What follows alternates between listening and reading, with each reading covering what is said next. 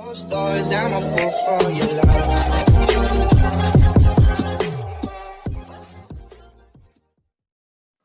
Viral ngayon sa social media mga ka-DJ, Catherine Bernardo nagsalita na patungkol sa hiwalayan nilang dalawa ng kanyang boyfriend na si Daniel Padilla.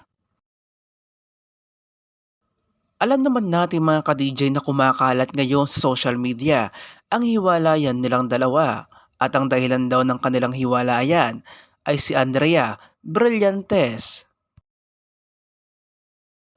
Subalit hanggang ngayon mga ka-DJ ay wala pang malinaw na kumpirmasyon na kung si Andrea Brillantes nga ba ang tunay na dahilan ng kanilang hiwalayan. Kaya naman panoorin muna natin ang bidyong ito.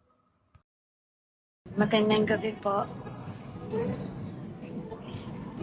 Alam ko po marami sa inyong may alam na matagal ko po piniling manahimik. Bakit? Kasi kagaya po ng iba sa inyo, natakot po ako.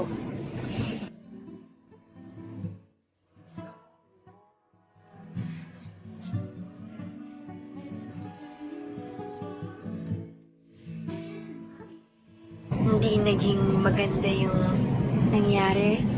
Naging dramatic po yung experience ko nun.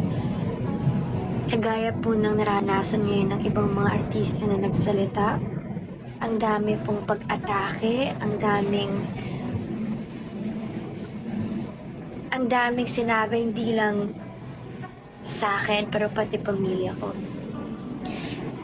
Kaya sinabi ko po nun sa sarili ko na yun na yung huling beses na magsasalita ako sa ganong usapin kasi ayoko nang maulit yun.